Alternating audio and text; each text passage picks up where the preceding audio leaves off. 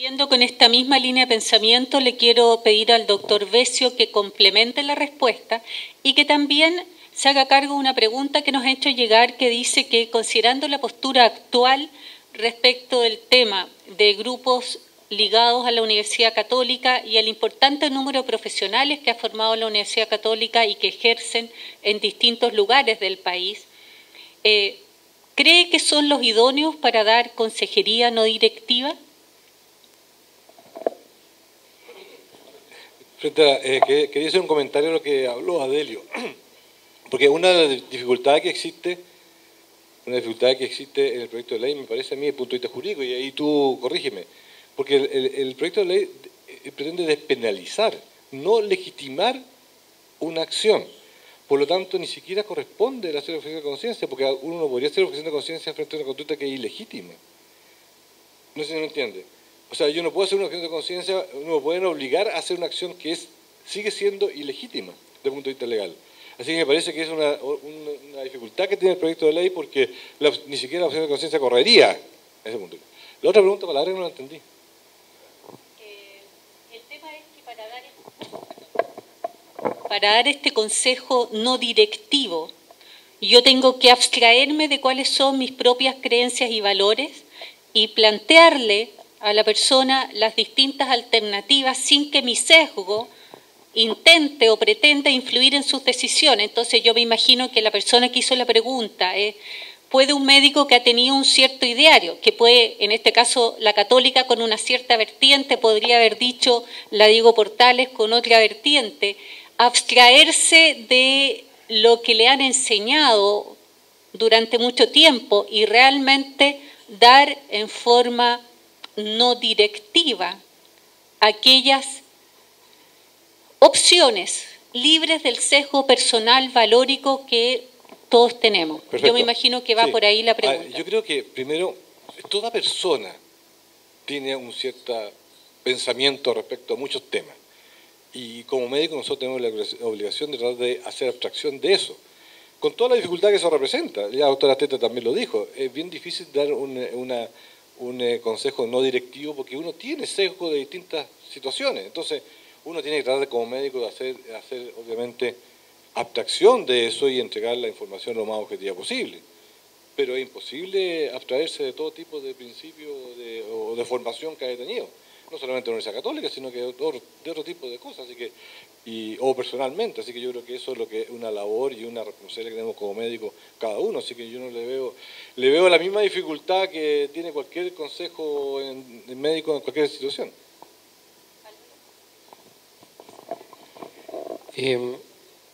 Yo, como miembro de un hospital público, pienso que la situación en los hospitales públicos es bastante clara, ¿no es cierto? Las instituciones públicas no pueden ponerse en contra de la ley. Si hay una ley que permita la interrupción electiva del embarazo, la institución no puede ponerse en contra de eso y reconocerá las objeciones de conciencia que tengan los médicos para hacer esos procedimientos. Misma objeción que pueden tener mis colegas oncólogos cuando deciden radioterapia en una paciente embarazada con un cáncer cervicuterino, de tratar o no tratar, porque ahí, ¿cierto?, hay una consecuencia de muerte del feto. El artículo 119 del Código Sanitario que se pretende cambiar dice no podrá ejecutarse ninguna acción cuyo fin sea provocar el aborto, entendido como lo dice el abogado independiente de una edad gestacional. Eso fue publicado el 15 de septiembre de 1989, firmado por el almirante Merino. Hasta antes de eso había la opción de hacerlo y ya estaba en vigencia el Código Ético del Colegio Médico, estaba mirando la fecha, que es del 83. O sea, entre el 83 y el 89, el Estado permitía la interrupción del embarazo, pero el Código de Ética del Colegio Médico ya no permitía ninguna acción. Efectivamente, la ley cambió el año 89. Cambió el año 89. Pero el Colegio Médico mantuvo en su código de ética la figura del aborto terapéutico hasta el año 2003. El año 2003, ahí lo modifica. Ahí se modificó y se cambió por el artículo 8º que dice que todo médico, toda intervención durante los 9 meses de gestación deberá velar por el mejor interés de la madre y del hijo. Pero Cambió igual, en el año 2003. pero igual, entre el 82 que se dicta ese código de ética, hasta el 89 había una legislación que permite y un código del colegio médico que era restrictivo, que no permitía. Al revés. Que permitía. Claro, el Código de Ética del Colegio Médico permitía hasta el año 2003 el aborto terapéutico, más o menos parecido como decía la ley, ¿no es cierto, Adelio? ¿Ah? Y ahí se cambió el año 2003. Entonces es importante que me corrijas porque yo tenía ahí una equivocación conceptual. Gracias. Carmen, yo quería referirme un poco a lo de la objeción de conciencia, en el sentido de que, bueno, la objeción tiene que ver con la conciencia y con las convicciones personales a normas, no necesariamente a leyes, también normas de las instituciones o jerárquicas, ¿no es cierto? Y en el fondo es, por un lado, reconocer o asumir o creer que de verdad estamos en una sociedad democrática y plural, donde no todos tenemos las mismas convicciones y los mismos valores. Y que hay gente que tiene derecho a objetar, ¿no es cierto?, desde su conciencia y desde sus convicciones, pero eso, desde que escribió Locke sobre la tolerancia, como en el 1700, después de las guerras de la religión, dijo, bueno, a nadie lo vamos a convencer, ¿no es cierto?, podrá decir que está convencido, pero no lo vamos a convencer. Entonces, cuando hay objeción de conciencia, yo creo que hay que respetar al objetor, pero también hay que respetar al no objetor, porque siempre es como el no objetor, que es el que no tiene esa convicción, también tiene derecho. Y deberíamos tener la posibilidad de respetarlos por igual a los dos. Y la otra cosa que me queda duda es esto, si los obstetras, porque es un procedimiento que es desagradable o que no les gusta, pueden invocar a la objeción de conciencia. Eso no, o sea, pero es que por ahí se dijo algo así, o sea, bueno, pero eso no sería ético, por lo menos, ¿ya?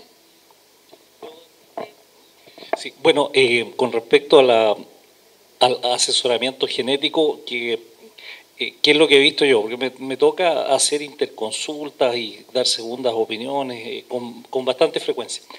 En general, la paciente está muy informada.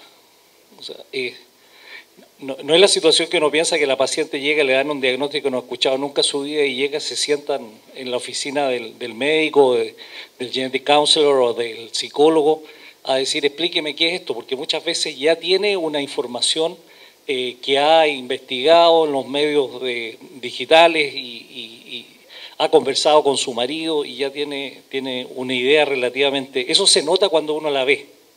Eso es relativamente fácil de ver. En general, lo que busca muchas veces la paciente es el diagnóstico, porque cuando una patología, que ellos saben que hay algo malo en el bebé, pero no saben qué, es un gran problema para ellos, porque lo que ellos necesitan es un diagnóstico, y una vez que ya se le coloca nombre y apellido a la patología que tiene ese feto, definitivamente revisan internet y lo pueden encontrar. Un ejemplo típico, llega una paciente con un oligodamnio muy severo que le encontraron los riñones muy ecogénicos. Y empiezan a buscar y uno la examina y le encuentra que ese feto tiene un encefalocele asociado. Entonces uno le dice, claro, en realidad hay un problema multiquístico, pero el problema es un problema genético que se llama Meckel-Gruber.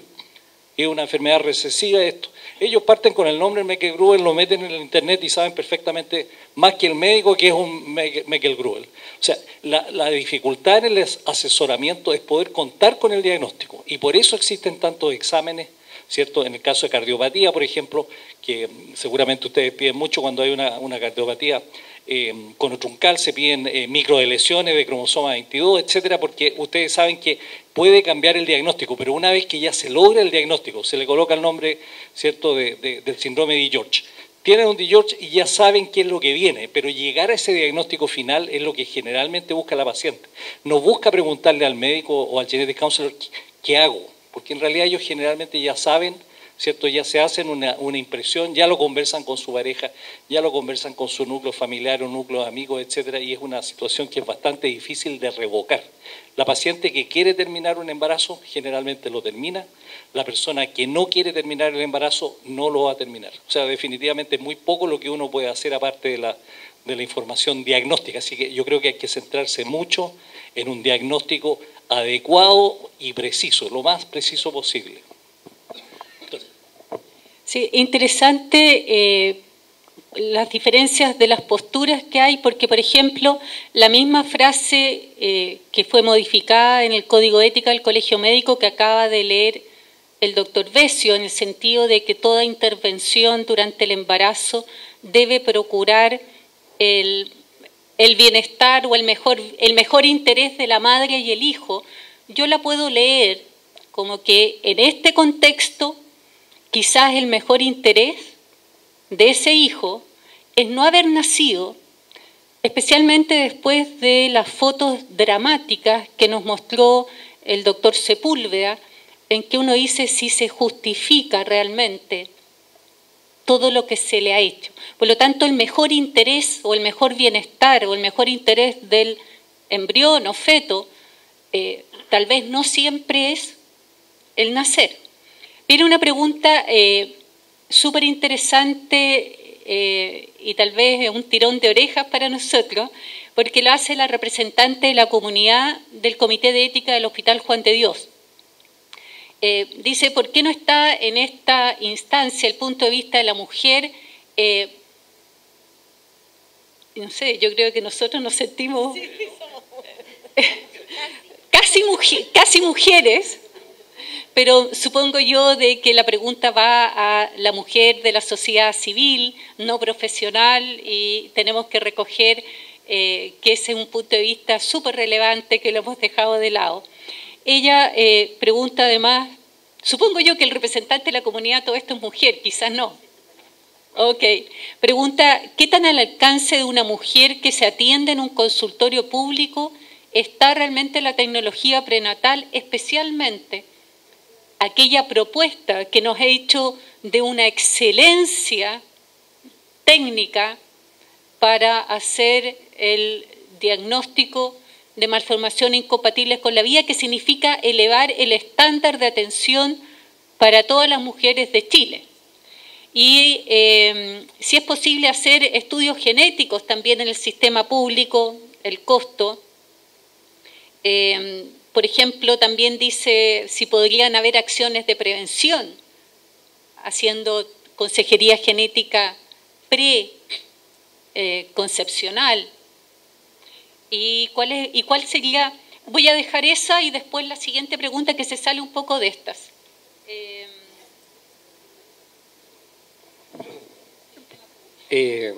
Voy a contestar como hombre.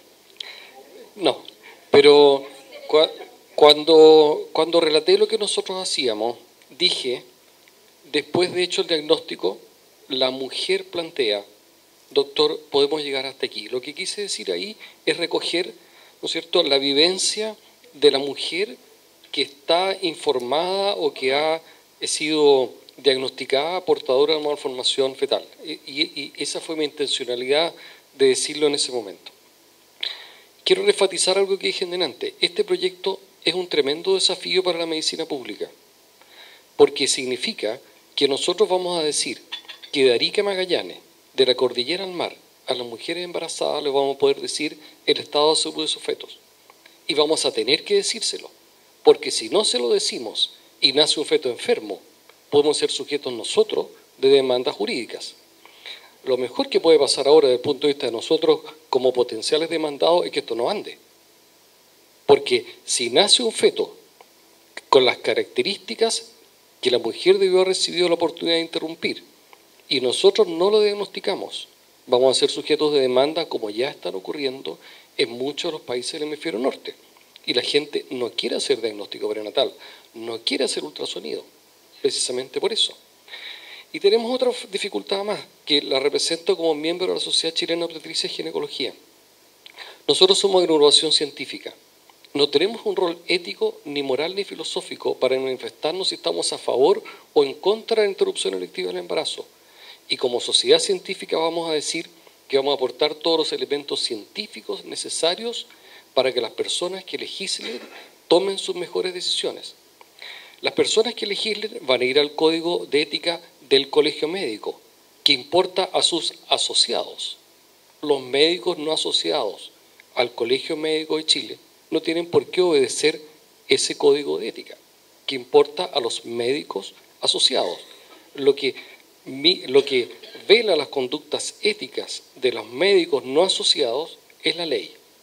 Son los tribunales de justicia. Esos son los que van a velar sobre las conductas, sobre el código de desempeño.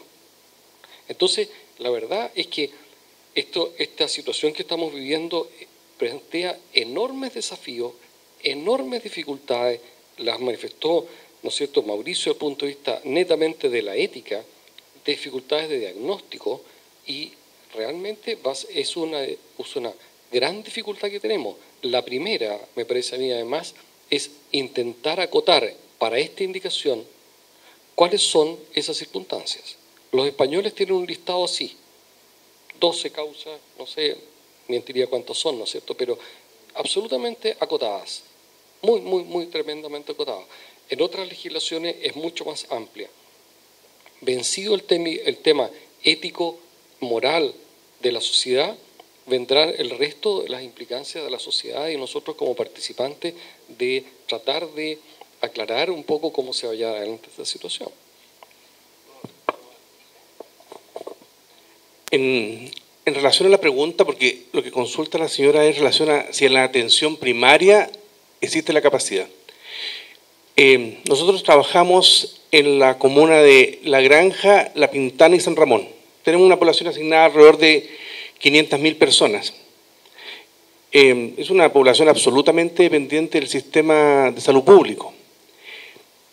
Y en general, las malformaciones incompatibles con la vida tienen diagnóstico prenatal, porque hay un proceso que las pacientes de atención primaria muchas veces hacen ecografías, a veces en las ecografías se encuentra algo que permite orientar el diagnóstico, u otras veces son la altura uterina que no sube en un oligoamnio, o hay mucha altura uterina y otra malformación. Y yo, desde los últimos años, probablemente los últimos 5 años, o quizás más, no recuerdo malformaciones incompatibles con la vida, con alteraciones morfológicas externas, que hubieran sido fácilmente diagnosticables desde el punto de vista fetal, que no hubieran tenido un diagnóstico prenatal. En general, de una u otra manera el diagnóstico se hace. Así que no es que la atención primaria hace el diagnóstico, es toda una secuencia, atención primaria, atención secundaria y después al final atención terciaria, que es la que hace el diagnóstico final de la incompatibilidad con la vida. Y en prevención, yo creo que el país estableció la medida de protección más trascendente que ha existido, que es la incorporación del ácido fólico, y con una disminución muy trascendente de los acráneos. Así que medidas de prevención están ya establecidas en el caso de las malformaciones en neuroeje desde hace unos 5 o 7 años más o menos. No, el programa de ácido fólico, harto tiempo. Y eso ha permitido una disminución importante de los niños con acráneo, por ejemplo, un 60%. Aquí viene una pregunta abierta que tiene una vertiente bioética y una vertiente jurídica o legal. Y son dos preguntas muy relacionadas. ¿Desde qué edad gestacional se considera, comillas, persona al embrión o feto? ¿Y desde qué momento este embrión o feto tiene derechos que se deban o se puedan considerar independientes de los derechos de la madre? Y me gustaría que lo viéramos desde el punto de vista jurídico, porque el concepto de persona legal es muy distinto a las consideraciones bioéticas que hace Mauricio. Adelio y luego Mauricio. Bueno, desde el punto de vista constitucional, la Constitución señala en el artículo 19, número 1, perdón, la Constitución señala en el artículo 19, número 1, que la Constitución asegura a todas las personas, y cuando parte señalando la vida y la integridad física o psíquica de las personas. Y después, punto seguido, hace la ley protege la vida del que está por nacer.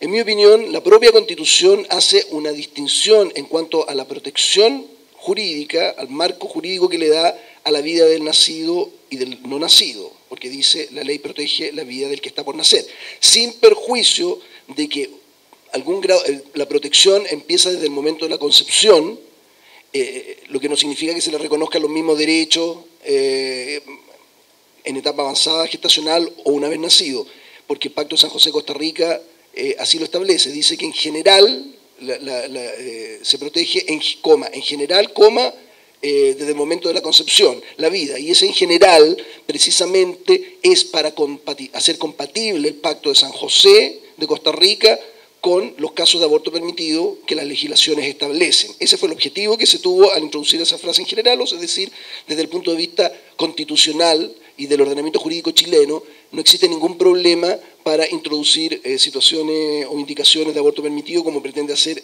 este proyecto de ley que está en discusión. Ahora bien, el grado de protección es distinto. Los tipos penales que sancionan, por ejemplo, el atentado contra la vida del no nacido versus el nacido son distintos, aborto versus homicidio. Y como ya les señalé, por lo menos desde el momento de la concepción y hasta la anidación, no existe una protección penal por la destrucción de esa vida, que es la vida del concebido. Porque de lo contrario, se daría el absurdo. Si dijéramos que la protección penal empieza desde el momento de la concepción, tendríamos que sancionar como responsable del delito de aborto, por ejemplo, al que destruye un embrión que está congelado. Y si nosotros leemos los tipos de aborto del Código Penal, se pone en todo la hipótesis de un embrión implantado en el útero, o sea, habla siempre de la mujer, o sea, esa es la lógica con la que razonó el legislador de 1875, no podía ser otra tampoco porque no existían en esa época los embriones congelados. Entonces, pretender hacerlo extensivo el tipo de aborto a situaciones que no están contempladas ni en el espíritu ni en la letra, mucho menos la letra del Código Penal, yo me parece que es un despropósito. Es decir, en definitiva, creo que la protección constitucional desde el momento de la concepción, la protección penal desde el momento de la implantación y hasta el momento del nacimiento, la protección jurídica con el tipo de aborto, y lo que hace esta ley precisamente establecer situaciones como ya hacía antes del año 89, como bien se señaló acá, hacía, digamos, el Código Sanitario en el antiguo artículo 119 del Código Sanitario. Yo solamente para terminar, señalar, porque aquí se han incluso cuestiones de constitucionalidad, que sería inconstitucional una ley de esta naturaleza. Yo quiero saber, cuando se discutió en la Comisión de Estudio de la Nueva Constitución, uno de los comisionados, que era don Jaime Guzmán, pretendió que se introdujera en la Constitución una norma que expresamente prohibiera en todos los casos el aborto. Y la verdad que fue el único que sostuvo esa postura. Ninguno de los otros comisionados estuvo de acuerdo con introducir una norma de esa naturaleza. Y el más termina diciendo, lamento haber quedado en minoría en un tema que para mí era fundamental, dice él. Entonces, yo creo que es claro desde el punto de vista constitucional, no existe ningún problema de que se discuta, digamos, será el Parlamento el que determine los términos, la introducción de casos de aborto permitido, como pretende hacer precisamente este proyecto de ley. Bueno, yo les cuento que cuando el año 2003 justamente reformulamos el Código de Ética del Colegio Médico, uno de los puntos que tocamos fue este. Y al final dejamos puesto respecto a la vida de su inicio. Antiguamente el Código de Ética decía desde la concepción. Lo dejamos desde los inicios porque evidentemente habían discrepancias respecto de cuándo iniciaba. Ahora, estábamos todos seguros que en algún momento partía la vida de un ser humano, pero había imprecisiones respecto. Ahora, esas imprecisiones nunca eran más allá de la, no sé, desde que aparecía a los 14 días que aparece el primer bozo de tubo neural. Porque evidentemente si ustedes observan una ecografía de un feto de 18 semanas o 12 semanas se ve perfectamente formado. Y eso es lo discordante que tiene el proyecto de ley, porque el proyecto de ley hace omisión respecto a ese punto, que es clave, porque es de una incoherencia total. En la figura de la violación permite hasta las 12 semanas y a las 18 semanas cuando era menor de 14 años. O sea, uno dice, pero bueno, entonces, ¿cuál es el criterio acá? En el caso de las malformaciones también, no habla de edad gestacional. Entonces uno ve que no hay ninguna intención de tratar de determinar de cuándo comienza la vida humana, ni siquiera un criterio mínimo para eso. Así que Ahora, mi opinión personal, evidentemente, es que la vida humana comienza en el momento de la fecundación, porque desde ahí aparece ya un sujeto original que va sufriendo solamente cambio accidental a través del tiempo, pero que esencialmente siempre es un sujeto de la especie humana, desde el momento de la fecundación. Pero me parece que en el proyecto de ley hay una discordancia, hay una incoherencia total respecto a este punto. Acá hay una pregunta a la mesa en general, pero yo creo que fundamentalmente... sí. Perdón, pero es que creo que preguntaba sobre personas, ¿no? Y la verdad que estamos de acuerdo que la vida humana comienza probablemente desde la concepción o de la fertilización, ahí tampoco nos hemos puesto de acuerdo cómo se llama, pero y ya la persona es un concepto un poco más filosófico que biológico, entonces, y ahí hay distintas opiniones sobre cuándo se es persona. Y quería acotar eso nomás. No soy la filósofa para dar la respuesta, pero... Estoy de acuerdo con toda Tete, el concepto de persona es filosófico. El concepto de persona es filosófico, no es biológico. Pero, para obviar ese tema, que es un tema muy interesante, que si tuviéramos tiempo podríamos desarrollar, estamos hablando de ser humano. ¿Por qué hablamos de ser humano? Porque evidentemente si hay presencia de un ser humano, ese ser humano merece el debido respeto que tenemos todos los seres humanos. Porque si no se estaría discriminando un ser humano y... arbitrariamente, ¿sabes tú? Entonces yo prefiero hablar de ser humano porque no hay una cuestión filosófica. Esa cuestión filosófica es muy interesante, importante, la podemos hacer algún otro día, pero yo creo que basta para este nivel de discusión el tema que si hay o no un ser humano. Hay una pregunta para la mesa que se refiere, yendo a un tema macro ahora, ¿cuáles son los desafíos para la salud pública? ¿Y de qué manera impacta cuando se legisle sobre al menos esta causal al enfrentar este proyecto de ley? Ya vimos algunos que se refiere a recursos humanos, a infraestructura, oportunidad de derivación, financiamiento de costos de exámenes que ahora los pueden hacer algunos que tienen la capacidad de pago. La doctora Tete hablaba, o Waldo, de $1.000 o 1.000 euros. ¿Cómo pudiéramos avanzar en que con equidad todos puedan tener acceso a diagnósticos tan sofisticados de una manera certera?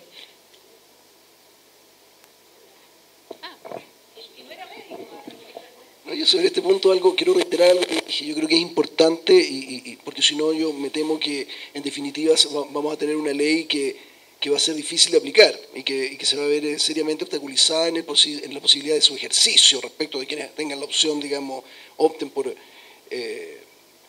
este tipo de servicio o práctica. Y yo creo que es importante establecer mecanismos, por ejemplo, formas de movilidad del personal y de reclutamiento diferenciado, dirigidos a equilibrar, digamos, el número, por ejemplo, de objetores y no objetores, especialmente en los servicios públicos. Porque si no, yo creo que en la práctica mi sensación es que vamos a tener estructuras donde va a ser muy difícil ejercer el derecho de parte de la mujer. Entonces, yo creo que de eso el ordenamiento jurídico se tiene que hacer cargo. Un comentario. Bueno, sí. Bueno, yo creo que todos los que estamos sentados en esta mesa tenemos la opción de realizarnos un aborto si lo requiriéramos, porque tenemos los medios como para viajar a lugares donde se puede realizar en forma legal. ¿Sí? ¿Estamos fuera? No, está... pero... No parece. Pero en general, ¿qué es lo que se ha visto en los países que ya tienen 30 años de camino en todo esto? Generalmente esto tiene que recaer sobre el servicio público, no sobre el servicio privado.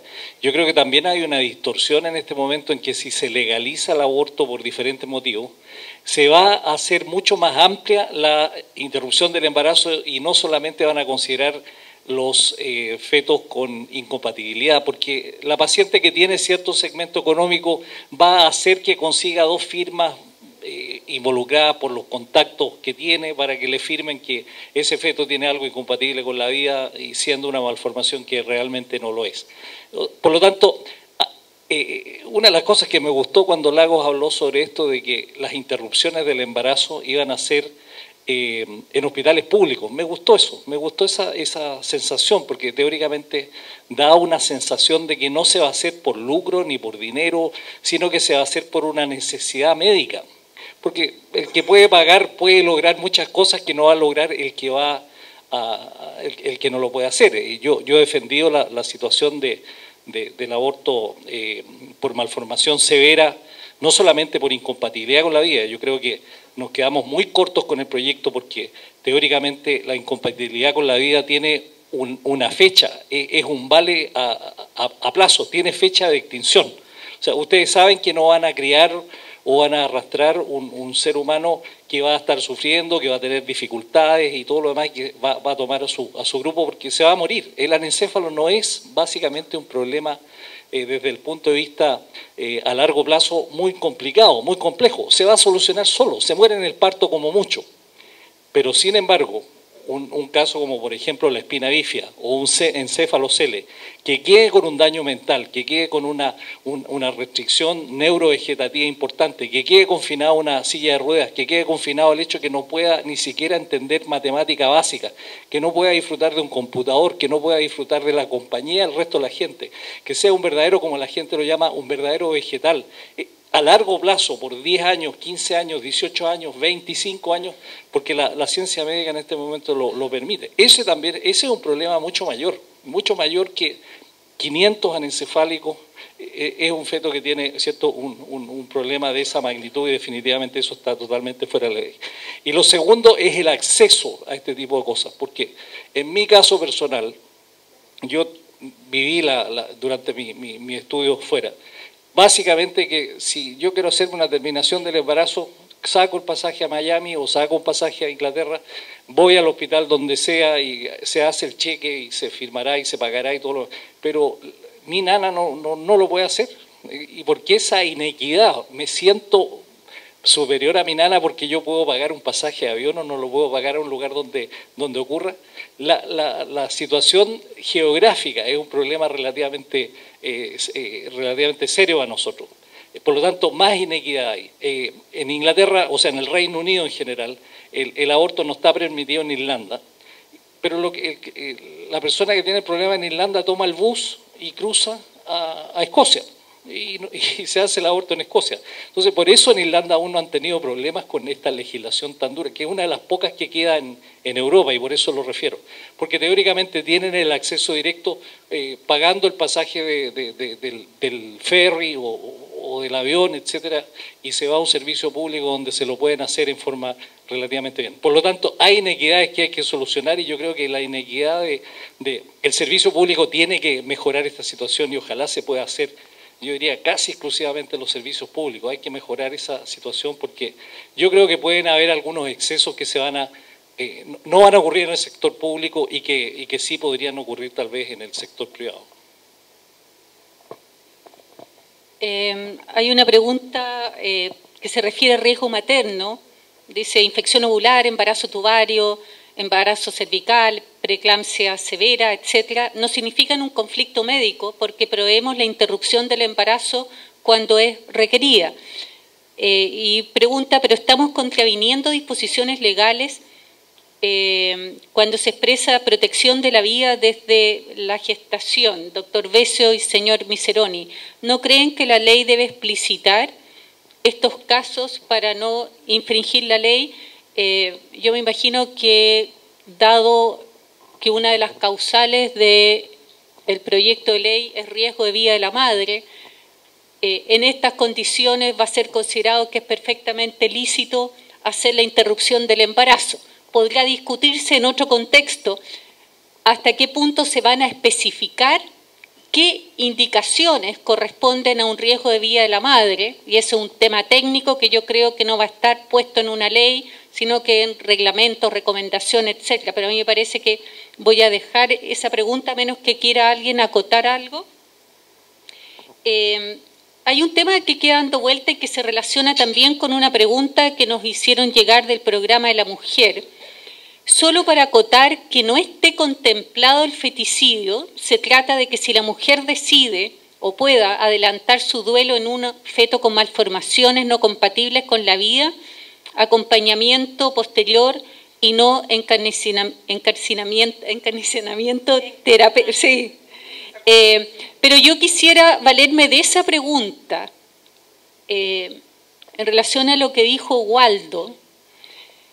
¿Cuál sería, desde el punto de vista bioético, la diferencia fundamental entre tomar la decisión de interrumpir el embarazo en un feto con una malformación de este tipo, a que dado que el diagnóstico se hizo, por ejemplo, luego del parto, o que aquella condición que produce tal grado de discapacidad como la que menciona Waldo, sobreviene, por ejemplo, en el momento del parto, no pudiera tomarse la decisión de hacer una figura de eutanasia, entendiendo claro que eutanasia tiene un concepto más bien de voluntariamente solicitado, y de producir la muerte de ese recién nacido que tiene las mismas condiciones por las cuales se hubiera interrumpido 2 semanas antes, de punto de vista bioético, no técnico. Es el doctor Novoa. Sí, a ver, insisto yo, lo que define la conducta abortiva es la intención de que muera el feto. Ahora, si nosotros consideramos que ese feto es un ser humano, enfermo, no enfermo, gravemente enfermo, con un pronóstico muy ominoso, eso va contra la ética médica, intentar matar a un paciente. Y desde el punto de vista ético, yo no veo ninguna diferencia entre hacerlo in útero que hacerlo fuera del útero. Yo no veo ninguna diferencia esencial entre un feto a las 39 semanas dentro del útero o a las 10 minutos después o un día después fuera del útero. Hay una distinción que yo, valoro la distinción que hace Álvaro, porque yo creo que es interesante considerarla. Porque yo creo que pueden haber situaciones en que uno puede decidir adelantar el parto en el tipo de patología, especialmente cuando se agrega algún otro factor en la madre, algún otro tipo de patología en la madre, y que uno podría decir, en realidad, uno puede adelantar el parto. Pero son distinciones que hay que precisarlas muy bien porque son discutibles. Yo creo que hay que precisarlas muy bien, pero valoro, digamos, el aporte que hizo Álvaro en ese sentido. Mira, yo difiero en el caso que estamos discutiendo en esta mesa, que es incompatible con la vida, porque no es que nosotros estamos matando al feto, no estamos matando al recién nacido. Si entendemos que una anomalía fetal incompatible con la vida son aquellas anomalías fetales severas para las que no existe tratamiento y que determinarán invariablemente la muerte en el periodo fetal o tras el nacimiento, y o que previsiblemente se asocian con un tiempo de sobrevivencia corto, aunque en condiciones especiales podría ser más largo, pero excepcionalmente ocurre esto, y siempre con una mala calidad de vida, el interrumpir el embarazo no está en la intención de hacer una acción para matar ese feto. Ese feto partimos de la base de que va a morir precozmente. Esto no tiene nada que ver con el aborto en una mujer que fue violada, porque evidentemente ahí la acción tiene que ver con la intencionalidad de que ese feto, que es viable, no sea viable. Pero esto es un feto no viable. Por lo tanto, el adelantar o interrumpir el embarazo no está haciendo que yo cambie la condición de ese feto. No hago nada para cambiar la condición. La condición está sellada por su condición per se. Yo como médico no estoy haciendo una acción para matar a ese feto. La tienen en su formación, en sus malformaciones. Y eso me parece que para este caso es altamente relevante.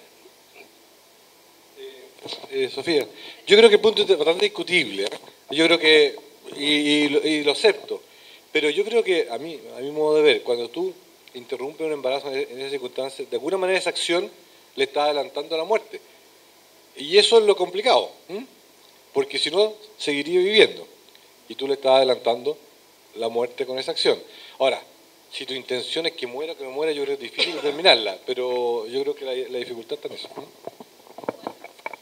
Bueno, comentarles que me ha tocado no solo una vez, sino que varias, de pacientes que han tenido diagnóstico de malformaciones incompatibles con la vida en el primer trimestre del embarazo, cumplen con la legislación actual de llegar a la semana 22, y si ellas piden, por ejemplo, a la semana 23, cuando ya la figura de aborto ya no se aplica, de la legislación, y dicen, bueno, yo tengo 23 o 24 semanas, quiero terminar este embarazo, quiero que nazca el bebé, y que nazca y se muera. O sea, no lo estamos matando adentro, no está ocurriendo, pero como dice el profesor Besio, tiene razón, estamos adelantando la muerte. No se puede hacer en Chile, no se puede hacer en Chile, pese a que la mujer pasa por 4 meses de duelo, de que se va a morir su bebé, que tiene su anencefalia, que se va a morir, que sabe que no hay ninguna posibilidad. Cumple con la normativa legal, llega a la semana 22 y le dice, doctor, ¿por qué no me hace una cesárea? ¿O por qué no me induce este parto? No lo puede hacer. No hay ningún servicio público que lo acepte, que esa mujer pueda adelantar su parto. No existe. Y por lo tanto, la mujer que tiene una anencefalia diagnosticada a la semana 10, no solamente le dicen tiene que cumplir con la ley y no puede hacer aborto, sino que aparte te vamos a obligar a llegar a las 42 semanas. Y hay que presentar los casos a los comités de ética, a los comités médicos. En algunos hospitales tengo entendido que se acepta esta situación a la semana 34, pero definitivamente entre las 22 y las 34 semanas, donde teóricamente la mujer podría ejercer su derecho de decir, ¿sabe qué? Yo quiero adelantar el nacimiento de bebé. Nadie la acompaña. Y les digo otra cosa, el embarazo no es gratis. El embarazo para una mujer no es gratis. Hacer que el feto crezca 1 kilo el último mes es un gasto energético, un gasto metabólico enorme, es absolutamente grande. Cuando ustedes tienen mujeres grandes, multíparas, mujeres de condiciones socioeconómicas con poca con componente nutricional favorable, que no tienen 2 nanas en la casa que le hagan las cosas, sino que ella tiene que estar con un pañito limpiando el piso, o limpiando, ¿cómo se llama?, o lavando su propia ropa, porque no tiene electricidad en la casa. Para ella es un desgaste enorme, y definitivamente tampoco se le acepta hacer adelantamiento de parto, donde definitivamente la salud de la mujer está en mejores condiciones físicas que tener que llegar a un término para que en el término se haga esa situación. Así que también la ley o los servicios públicos o las clínicas privadas tienen definitivamente muchas restricciones en relación a esta situación, pese a que no es una situación ilegal. O sea, yo no considero que sería ilegal adelantar un parto en un feto con un póter y hacerle una inducción a la semana 24, porque ya salió del marco legal. Yo creo que la situación legal dura hasta esa fecha, y el feto o nace vivo y se muere, o muere durante el proceso natural de las contracciones uterinas. Así que eso hay que considerarlo, porque definitivamente en la práctica, aunque uno quiera adelantar, no lo puede hacer. La experiencia en los servicios públicos es la aplicación a la letra, y tal como dijo el abogado, del concepto de aborto, que no está limitado a una edad gestacional. Entonces, en un servicio público nosotros no podemos tomar ninguna acción dirigida a provocar un aborto en toda su extensión de edad gestacional. No, porque el legislador no separa, tal como dijo el abogado, aborto para edad gestacional, sino que da el No, nosotros en el Hospital Padre Hurtado no podemos interrumpir a una paciente con un diagnóstico prenatal incompatible con la sobrevida neonatal. No lo podemos hacer, tal como tú dices, y llevamos a la paciente hasta el término. Eso es la realidad de cómo se aplica hoy día la legislación. Esa es una realidad, y también en las clínicas privadas. Tú no puedes llevar a una clínica privada a una paciente con un síndrome de Potter para interrumpirlo a la semana 26. En ninguna parte va a existir. En ninguna parte va a existir. Hay un par de preguntas que las voy a agrupar, que se refieren a las consecuencias para la mujer de hacerse o no hacerse un aborto en estas causales. Si hay estudios que hablen de qué es lo que puede provocarle mayor duelo, mantener la gestación, en el entendido que sería una mantención no voluntaria, o hacerse un aborto voluntario.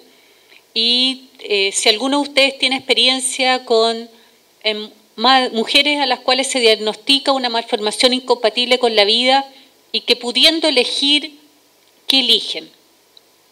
Y eso. Tal vez yo no soy la ginecobstetra, pero sí a mí me ha tocado tener pacientes que han tenido hijos con malformaciones severas que me dicen, yo no vuelvo a vivir esto, doctora. O sea, yo mi próximo embarazo me voy a Argentina si es que tengo lo mismo y me hago el aborto. No lo vuelvo a pasar. Y nadie tiene derecho a hacerme pasar por esto.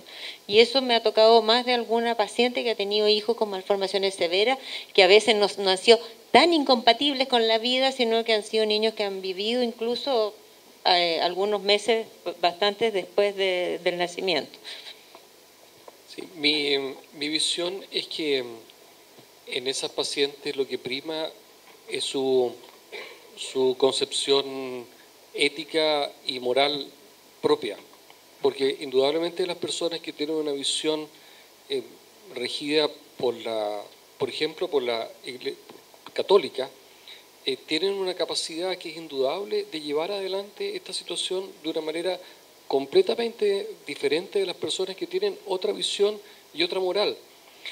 Entonces, lo que desde mi perspectiva como persona propone este proyecto es que tengamos miradas diferentes para las personas que tienen distintas miradas éticas y morales con respecto a sus decisiones y la vida en circunstancias súper acotadas. ¿Seremos capaces, la sociedad científica, de decir cuán acotada es una condición incompatible para la sobrevida neonatal? ¿Seremos capaces de hacer eso y decir esto está acotado a estas 5 cosas? ¿O es tan amplia como decir daño psicológico o desarrollo neurológico futuro? Si no somos capaces de hacer eso, no vamos a poder darle a las mujeres como sociedad esa opción. Pero a la pregunta que tú decías de la vivencia, desde mi perspectiva, insisto de nuevo, depende fundamentalmente de su creencia moral y ética que la prima. Lo que hacemos después es un acompañamiento. Algunas personas lo toleran mejor que otras, ese acompañamiento, pero prima esa concepción. Y tenemos que dar realidad que hay personas que tienen una mirada moral y ética distinta de otras personas. Acá viene una pregunta a Delio que se refiere hacia aquellos derechos que actualmente tienen las mujeres en lo que es el subsidio postnatal. Eventualmente se mantienen, me imagino que sí, en el caso de que haya un aborto por alguna de estas causales. Específicamente dice, actualmente una mujer que tiene su parto a las 22 semanas o más, independiente de la sobrevida del recién nacido, o incluso si se trata de un mortineonato, tiene derecho a subsidio postnatal. ¿Existiría igual derecho en los casos de interrupción por una de estas causales? Yo me imagino que sí, porque sería ilógico pensar, pero yo no sé si hay algo que habría que cambiar en el aspecto respectivo. ¿Aló? No lo había pensado, la verdad.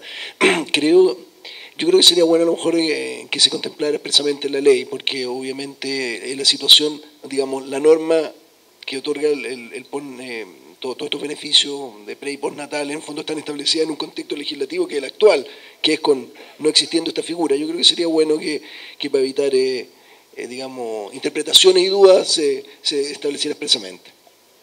Perdón, pero la ley dice expresamente que tiene derecho a postnatal la mujer que pasa las 22 semanas o el bebé pesa más de 500 gramos. Independiente de lo que pase, porque si se hace una terminación a las 18 semanas y el feto pesó 300 gramos, no va a tiene solamente su licencia por el legrado, pero no tiene el subsidio estatal del postnatal. Sí. Lo mismo que si ese aborto a las 18 semanas es espontáneo.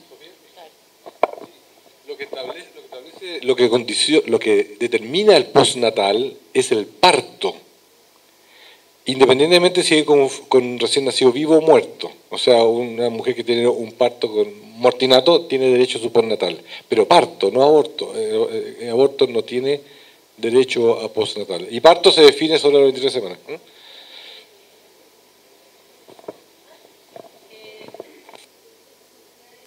Acá hay una pregunta que hemos discutido también en el Departamento de Ética y que se refiere a si el feto es o no es paciente y quién le confiere la calidad de paciente a ese feto. En las discusiones internas que hemos tenido, algunos hemos sostenido que ese feto pasa a ser paciente en la medida que la embarazada le confiere esa responsabilidad del cuidado de ese feto a su equipo tratante y que de alguna manera la condición de paciente de ese feto pasa por los deseos o aspiraciones de la madre, que no podríamos considerarlo paciente sin incluir a la madre. Hay otros que consideran que el feto per se es un paciente independientemente de la madre. Mauricio. Yo evidentemente participo de la segunda. Yo creo que si nosotros consideramos al feto como un ser humano, evidentemente la medicina tiene que otorgarle sus cuidados, porque si no sería discriminarlo. Ahora, evidentemente hay todo un problema, digamos que evidentemente hay que confrontarlo con el problema que tiene la madre. O sea, aquí hay una cosa no es que uno olvide a la madre, pero evidentemente la medicina tiene que otorgarle su cuidado. La medicina, el objeto de la medicina es la salud de sus pacientes, y por eso cuando uno habla de obstetricia o medicina materno-fetal, me parece a mí incoherente que un médico que se dedica a medicina materno-fetal determine, voy a hacer todos los esfuerzos, cirugía fetal, una serie de cosas, porque la madre sí me lo otorga y a este otro no, le voy a hacer un aborto porque resulta que la madre no otorga su estatuto de paciente o de ser humano. Me parece a mí personalmente incoherente. Yo creo que el ser humano tiene un valor en sí mismo desde que aparece la existencia. Podemos discutir desde cuándo, pero una vez que es ser humano, no puede ser discriminado. Nosotros tenemos resuelto ese problema en la práctica clínica. No, pero es que lo tenemos resuelto. Porque cuando el feto es viable, nosotros actuamos con todo en la protección del feto. Un buen ejemplo de eso es restricción severa a edades gestacionales bajas. Un feto de 24 semanas pesa, en vez de pesar, no sé, 600 gramos, pesa 300 y lo empezamos a seguir.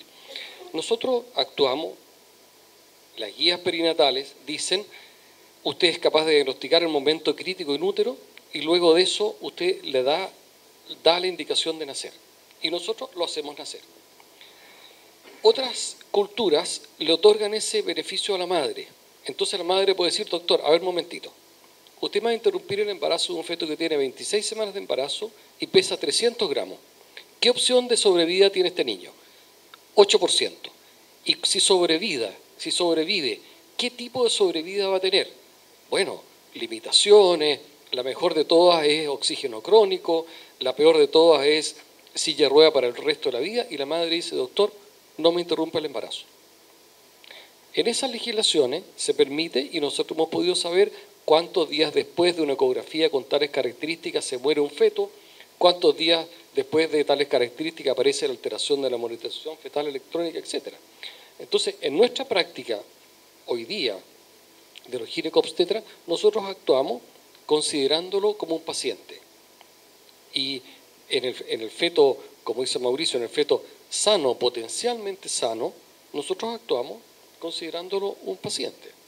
Y de hecho, somos bastante taxativos. Señora, vamos a interrumpir el embarazo. Doctor, vamos a interrumpir, y no damos pie a esta situación de déjemelo morir tranquilamente en el útero. No quiero criar un niño con una dificultad postnatal. Si así ocurriera, lo más probable es que iríamos nosotros a los comités de ética de los hospitales para obtener la opción de la venia o la opción de tratamiento. ¿Cómo recurrimos a los comités de ética de los hospitales cuando nacen niños con malformaciones no diagnosticadas, a pedir al comité de ética su aprobación para la limitación del esfuerzo terapéutico, que también la buscamos? Eso lo quería precisar, porque muchas veces una obstetricia hace una consideración que tiene que ver más que todo con una proporción terapéutica, y nos pasan los casos de parto muy prematuro, si uno le hace una cesárea o no le hace una cesárea, si tan podálica o no tan podálica. Entonces, Pero esa consideración tiene que ver más que todo con una proporcionalidad terapéutica, ¿eh? Pero siempre lo consideramos como pacientes los dos, a la madre y al hijo. ¿Tú me pasaste esta?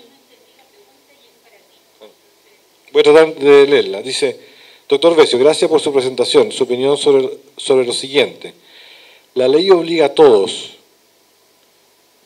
diferente el código de ética, que es una guía de conducta de máximos para los médicos que debe ser apreciada en las circunstancias concretas. Proteger la vida desde el inicio, ¿será el riesgo de vida de la madre o la inviabilidad fetal? La protección de la vida desde la concepción 8 como principio general, pero debe ser considerado según la circunstancia. Parece. A ver, yo creo que uno como médico obstetra tiene como obligación que tiene 2 pacientes y uno siempre tiene que tratar de que el proceso del embarazo, parto, los 2 terminen en las mejores condiciones posibles. Evidentemente se dan situaciones en las cuales uno puede pensar, mira, aquí estoy privilegiando a la madre y debo privilegiar a la madre, y yo creo que no es así. Porque en los casos de riesgo vital de la madre, cuando se da este asunto más dramático, un síndrome hipertensivo severo o precoz o una infección ovular en etapas precoces, lo que está haciendo uno muchas veces llega al convencimiento que si continúa ese embarazo se va a morir la madre. Pero uno tiene también la certeza que si se muere la madre también se va a morir su hijo dentro del útero de ella. Así que lo que uno hace ahí es la única acción médica que puede hacer y que debe hacer. Interrumpir ese embarazo, pero la intención de esa acción no es que muera el feto, sino que es tratar de darle la mejor posibilidad para ambos. Ahora, en muchas de esas circunstancias, la mayoría muere el feto, pero uno no está buscando que muera. Y de hecho que si sobrevive, pucha, todos van a estar contentos. Y eso es lo que lo hace diferente a la conducta abortiva por otros motivos. Porque si alguien quiere hacer un aborto por otro tipo de razones, si sobrevive el feto, bueno, alguien se va a sentir frustrado, porque la intención es que muera. Esa distinción es importante. La acción médica frente a una mujer que está en riesgo vital no solamente es lícita, sino que es obligatoria para el médico. Porque si uno no puede dejar morir a los pacientes, y lo que busca es darle la mejor posibilidad a ambos. No siempre lo puede lograr, pero esa es la intención. Estamos ya a punto de cerrar para mantener los tiempos. Hay una pregunta que la voy a hacer y quiero otorgarle a la mesa la posibilidad de recusar y pasar. Y la pregunta dice, ¿alguno de ustedes provocó alguna vez un aborto por esta causal durante sus estudios o trabajo en el extranjero? ¿Experimentaron algún dilema ético? ¿Cómo lo enfrentaron? Y ponen en el extranjero para no verlos además en la condición de tener que contestar que hicieron un acto ilegal. Pero pueden pasar.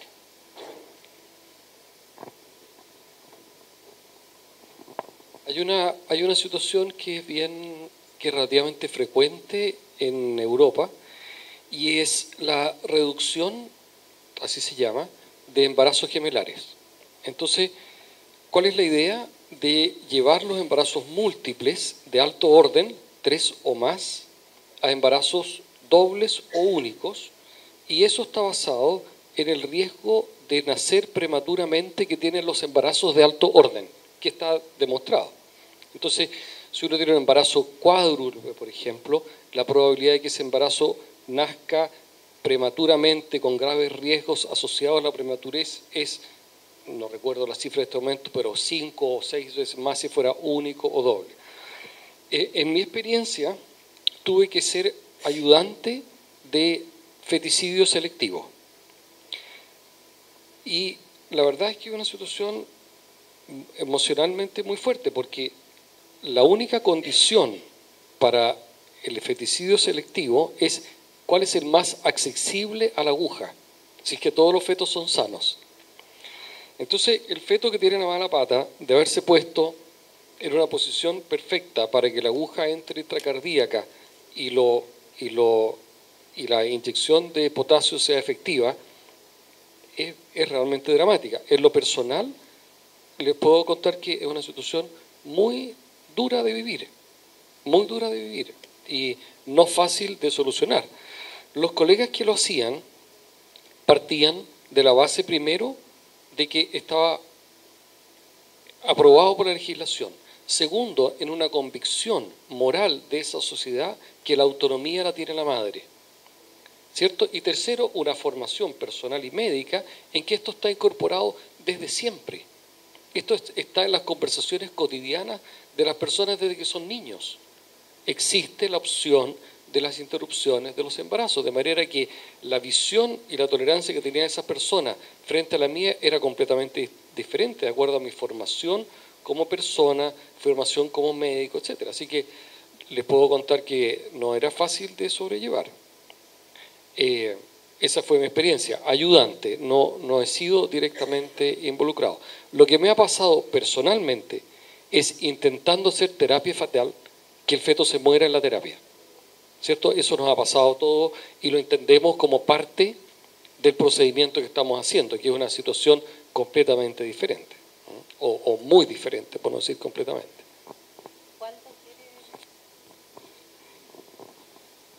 Sí, yo hice mi beca acá en Chile, yo egresé de la Universidad de Chile, no como pusieron ahí de la Universidad de Concepción. Salí de la Universidad de Chile, hice mi beca en Concepción y a los pocos años tomé mis maletas y me fui a Estados Unidos. De Estados Unidos hice un Research Fellowship que no tenía acceso a pacientes, no tenía ningún acceso a pacientes, porque no tenía los boards que me pedían los americanos. Y cuando terminé mi segundo año de fellowship, postulé a un cargo en Inglaterra, afortunadamente concurso público, lo gané, y tal como lo mencioné, tuve definitivamente todas mis responsabilidades y obligaciones como cualquiera de las otras personas que existían en la unidad. Por lo tanto, tuve que tomar decisiones difíciles, tuve que hacer procedimientos difíciles, tuve que acompañar a los padres en decisiones difíciles y participé en intervenciones como primer cirujano, como era la situación habitual. Lo que sí es que la objeción de conciencia se respetaba.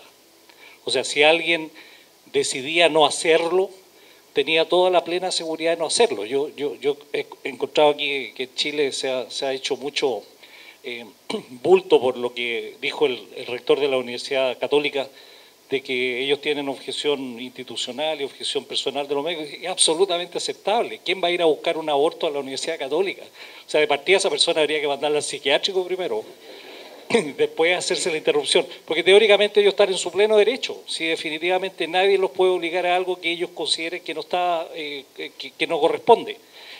Distinto sería si no hubiera otra opción.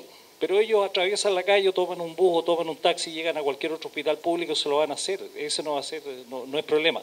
En el caso nuestro nos respetaban nuestra objeción de conciencia y por supuesto yo en algunos casos tenía objeción de conciencia. Definitivamente hay malformaciones en las cuales yo no considero que esté indicado una interrupción del embarazo y por supuesto yo no participaba, pero había en otras que definitivamente consideraba absolutamente lícito y si yo me hubiera puesto en esos zapatos yo también hubiera hecho lo mismo. Entonces no tenía ninguna problemática con indicar el misotrol, con hacer el fetocidio, con hacer la reducción embrionaria, porque definitivamente yo consideraba que si mi señora se embarazaba con 6 niños iba a terminar con 0.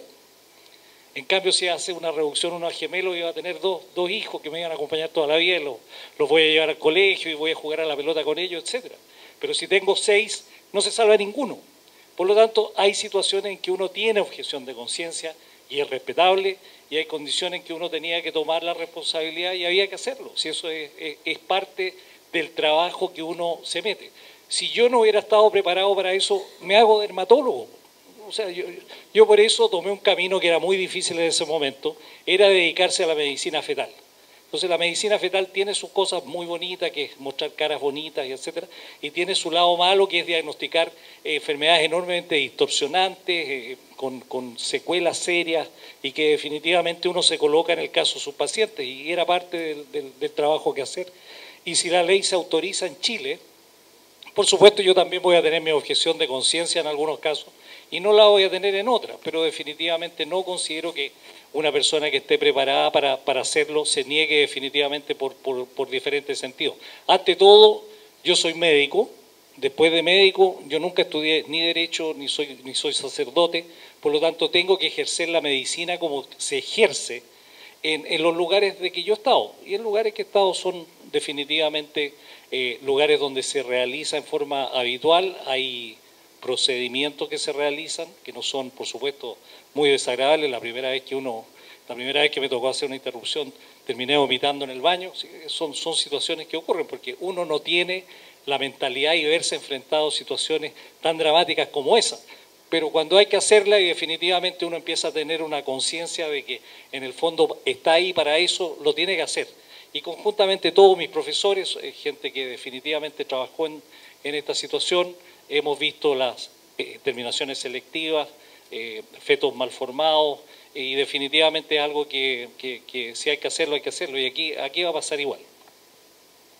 Déjame mi testimonio, Sofía. Ah, perdón. ¿Cómo sabes si yo he hecho...?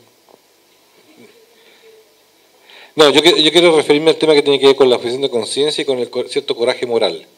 Porque yo quiero decirlo bien abiertamente, si se aprueba esta ley, yo no voy a hacer un aborto aunque vaya preso. No importa.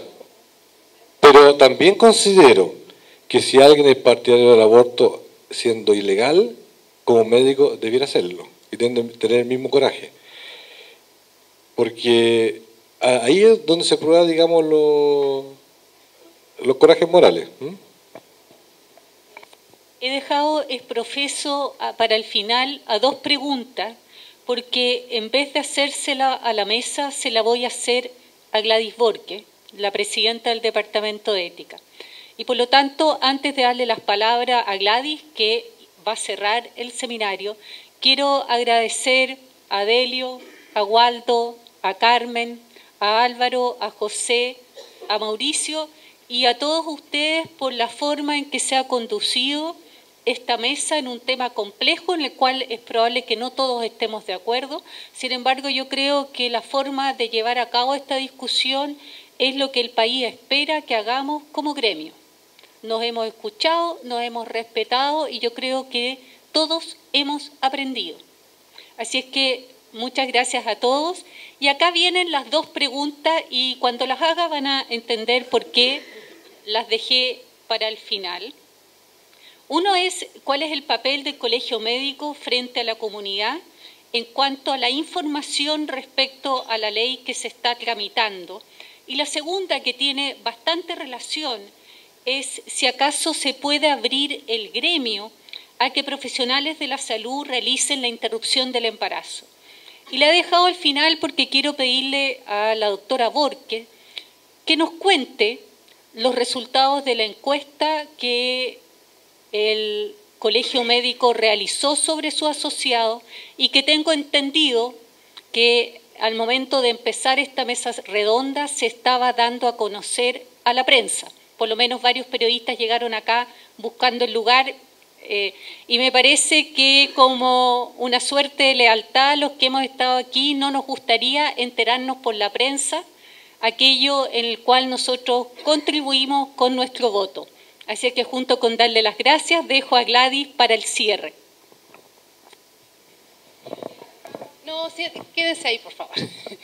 Gracias. Yo creo que primero, como una idea general, yo creo que todos los miembros del Departamento de Ética debemos estar contentos de haber tenido esta oportunidad, de habernos regalado 4 o 5 horas para reflexionar sobre esto, así como antes nos regalamos otras. El papel de nosotros, voy a hablar por mí, pero también hemos conversado, desde la visión de la bioética y por lo tanto que incluye la ética profesional y va más allá, es preciso que distintos actores que tienen relación con un tema deban participar para deliberar respecto de sus posiciones. En ese sentido, nosotros no podríamos estar parados desde la visión de alguien que tiene una verdad absoluta, no es esa la nuestra, como colegio profesional, además que tenemos miembros diversos en el interior del colegio y de la profesión. Por lo tanto, con eso en mente, nosotros hemos pensado que la labor fundamental que tenemos como departamento, no puedo hablar por el colegio, como departamento es contribuir con espacios de información y de deliberación. que ojalá vaya siendo cada vez más inclusiva, pero que como es un tema tan complejo, también nos tiene complicados en ese debate a nosotros. Como yo dije al comienzo, esto puede significar cambios de la práctica médica que ustedes han tenido la oportunidad de escuchar en esta mesa, lo que puede significar. Entonces, si bien cada uno de nosotros puede tener una postura moral clara, que la tuvo del comienzo, que lideró su conciencia, no necesariamente significa que es lo mismo que yo debo pensar cuando tengo que actuar por otros, que eso es la ética. O sea, ¿cómo será posible que mis valores los pueda hacer corresponder cuando tengo que tomar decisiones sobre otros? Y sobre estos aspectos es donde, de alguna manera, se dice que, bueno, la conciencia difícilmente, como dijo muy bien Carmen, no nos vamos a convencer cuando los fundamentos son creencias profundas sobre temas tan importantes como el inicio y el fin de la vida.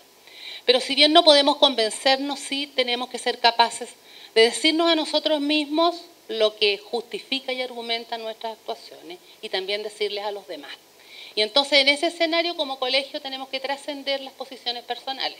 Esto ha sido muy discutido porque al interior del Departamento de Ética ustedes pueden suponer que tenemos todas las posiciones religiosas, no religiosas, filosóficas y morales. Por lo tanto, hemos ido y tenemos mujeres, nos han incluido 2 mujeres, así que estamos hace 1 año y medio. Entonces, sí, ha sido una renovación y un trabajo que también hemos estado haciendo nosotros. Ahora, por ahí alguien dijo, ¿por qué no hay mujeres? Nosotros con Sofía creemos, y así nos lo han dicho los miembros del Departamento de Ética que están antes, que hemos sido un aporte importante porque está la mirada de la mujer. Acá no hemos llegado a tocar el tema de los derechos sociales y reproductivos y la visión de género porque, bueno, no estamos en esa avanzada nosotras y tampoco es el objetivo de este segundo seminario, que nosotros quisimos fuera un tema bastante técnico porque creemos que de las 3 causales es la que tiene más complejidad, que no se ha discutido, que tiene una cosa técnica y que tiene una cosa de recursos. Y entonces es un tema importante a considerar. Ahora, respecto de la otra pregunta, sé que la doctora Salas manifestó alguna molestia en el minuto del inicio. Yo quiero decir que la agenda del presidente del colegio no la manejo yo. Y por lo tanto el doctor París tenía aquí el inicio y nos iba a acompañar, pero él tenía su agenda y por lo tanto a la hora del café, él tenía citado con el Departamento de Comunicaciones una cita en el piso superior. Nosotros sí habíamos influido en algo, porque en su minuto, cuando estuvimos preparando el seminario, el doctor París había querido dar a conocer la encuesta acá. Y nosotros le pedimos, a solicitud tanto del departamento como de algunos de los expositores, que no querían que se confundieran las situaciones, por lo que a nosotros nos parecía que este era un debate más de expertos. Y que probablemente llegada a los periodistas, acá hay periodistas, los queremos mucho, pero también tenemos mucho temor que nos saquen de contexto y que nos usen palabras para puña. Por lo tanto, nosotros pedimos que en realidad no vinieran acá los periodistas, pero entonces nos escuchó el presidente del colegio y entonces él armó su propia agenda. Y por lo tanto, a la hora de ustedes tenían el café, él me invitó a que nosotros fuésemos al piso superior a hacer esta conferencia de prensa que él tenía armado, donde dio los resultados de la encuesta. Yo igual se los iba a explicar, pero qué bueno que tú me diste la oportunidad. Ahora lo que esa encuesta dio, el doctor mostró, primero habían unas confusiones en la opinión pública y probablemente también en ustedes, porque habían dos encuestas funcionando, que ya me dijeron, no digamos encuesta, el doctor aclaró, no encuesta, estudio de opinión, encuesta, opinión. Estudio de opinión, sí. Entonces, había partido un estudio de opinión que hizo el colegio regional, y que se abortó, entiendo, doctora, a poco tiempo porque muchos de los colegiados dijeron que no les parecía la forma en que estaba preguntado, que decía, ¿usted está de acuerdo o no de acuerdo? Entonces fue acogido, entiendo, en una reunión de la mesa y entonces se planteó terminar con ese estudio de opinión y hacerlo entonces desde el Consejo General y lo mandaron a todos los colegiados que llegó vía correo. Entonces, el resultado, eso se hizo entre el 4 o 3 de febrero y 4 o 3 de marzo. 4 de marzo. Y respondieron 6.000 y algo, que de los 20.000 colegiados, comentaba el doctor, era muy bueno porque para la votación votaron 7.000. O sea, es una motivación importante la que tuvo esta llamada. Y bueno, y de ese de ese total, entonces hubieron un 56% que piensa que debería legislarse para las 3 causales, un 20% que dijo que para ninguna y un 24% que dice que para una de las 2 causales. Por lo tanto, lo que concluyó en el doctor en esa, porque siempre nos preguntan, ¿y cuál es la opinión del colegio? Entonces él ha vuelto a decir que sobre esto es muy difícil dar opiniones, pero que es importante saber que hay un 80% de los colegiados que respondieron que tienen interés en que haya una discusión respecto de la legislación. Eso creo que he contestado. Muchas gracias a todos y tenemos unos regalitos para ustedes.